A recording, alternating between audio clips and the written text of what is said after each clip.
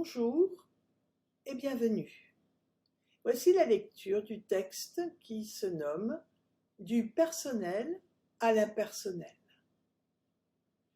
À la croisée des chemins d'évolution se heurtent de plein fouet le personnel et l'impersonnel.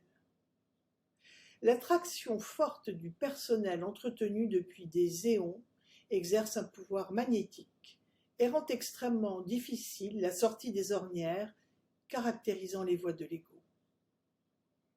L'impersonnel émerge progressivement du trouble brouillard émotionnel lorsqu'enfin on saisit que le personnel est illusoire, passager et surtout terriblement tourné vers la seule survie individuelle, très égoïstement.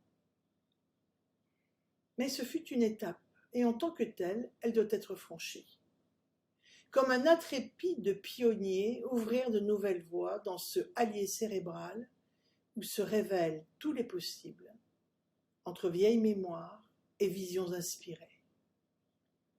C'est lorsque, las d'un passé radoteur, nous tournons enfin nos yeux vers notre intériorité silencieuse et féconde, que se dévoilent alors les champs cultivables en attente de semences visionnaires.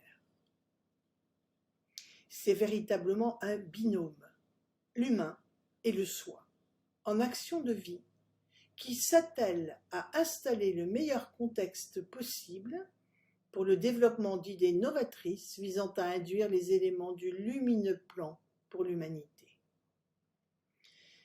C'est ainsi, par touches impressionnistes, que s'éclaire, s'anime, se colore autrement, un paysage intérieur s'adaptant davantage aux exigences du soi, impersonnel, qu'à celles d'un ego, personnel par définition, et tournant autour d'un seul intérêt, le sien.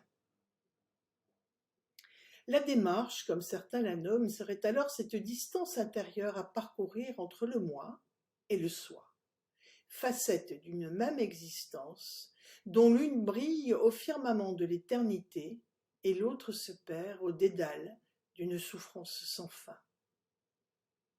Certes, le passage de l'un à l'autre est rendu compliqué par la résidence tenace des habitudes formatantes de l'ego, exerçant son pouvoir au travers des émotions non régulées d'une personnalité aux abois, sur le qui-vive, brassée aux affres d'une peur endémique et persistante.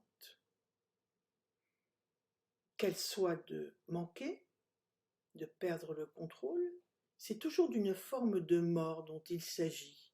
Dès lors qu'une renaissance propose déjà la nouvelle version de nous-mêmes, lorsque libérés d'une ancienne vêture, nous arborons les signes d'un renouveau certain. Du personnel à l'impersonnel, c'est d'énergie ascendante dont nous parlons. Lorsqu'apaisés, nous gravissons les marches de l'évolution comme un chemin d'évidence où rien d'essentiel ne se fera défaut. C'est alors d'abondance dont nous sommes les témoins émerveillés, de cette manne intarissable, offrant à la mesure de notre don de soi, désintéressé, sans calcul et sans attente aucune. Nus et culottés, voici en effet que nous arpentons le chemin du dépouillement avec hardiesse, comme d'autres se jetteraient dans une ruée vers l'or, fiévreuse et incertaine. Dans les deux cas, c'est un appel. Mais là où la ruée renforce la peur, la montée en puissance de l'impersonnalité confère une force intérieure inégalée. Et bien que le passage soit ardu, long, nécessitant deuils et abandons, chagrins et sanglots, il se trouve au final que ne souhaitant plus ni posséder ni être dans une quelconque dépendance, la voie s'ouvre sur un espace vierge où tout est possible. Dans le cas contraire, l'entassement de possessions matérielles ou affectives, nécessaires à la rassurance de l'ego, engorge d'incertitudes et doutes une personnalité pleine d'elle-même, de ses peurs de tout, absolument tout. Alors bien sûr, aucune créativité n'est possible. D'innovation, n'en parlons même pas. Certes, le dépouillement n'est pas ce à quoi la société matérialiste nous a habitués, bien au contraire, puisque posséder, c'est dépendre, attendre, être frustré, en colère, triste, et avoir peur de perdre ce que l'on a acquis. En somme, rien qui ne rende autonome et libre de ses choix. Et totalement concentré sur ce qu'il ne faut surtout pas perdre, nous en oublions le rêve d'éternité qui nous habite au plus profond et dont la vision est juste d'être. C'est d'ailleurs de ce lieu habité qu'au fil du passage du personnel à l'impersonnel fusent les idées innovantes, de celles qui ne sont pas encore apparues à la surface du conscient et qui viennent, quand le nombrilisme a quitté le devant de la scène, fleurir les allées d'une créativité inspirée. Elle s'exprime d'abord en retrait du conscient, d'autant plus active qu'elle diffuse avant tout vibratoirement, c'est-à-dire puissamment transmise via les courants d'énergie qui peuvent, eux, traverser les plans, sans transiter par le mental, si réducteur, incapable de créativité, parce que saturé d'idées reçues, éculées.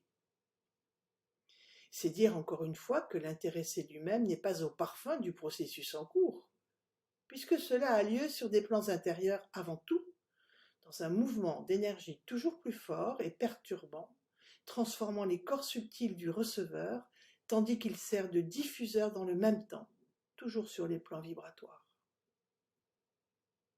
Ainsi, s'approprier comme étant issu de soi-même, l'ego, le mental, ces fulgurances novatrices seraient une manière de renforcer l'orgueil qui nuit tant au processus d'évolution. En revanche, elle s'impose comme une évidence lorsqu'enfin digérée, elle s'installe dans la cellule, délogeant les anciens systèmes, indiquant la nouvelle voie à vivre pour l'accueillant bien sûr, mais aussi, et cela est capital, pour d'autres possibles réceptacles de ces mutations notoires. Savoir que tout ceci, et c'est ainsi que s'installe le nouveau paradigme, se vit de l'intérieur, dans une résonance d'ondes entre le receveur et l'émetteur, dans un alignement du premier sur le second, dans un retrait de l'un pour faire place à l'autre, dans une humilité de la chère matière qui s'incline devant le grand innovateur.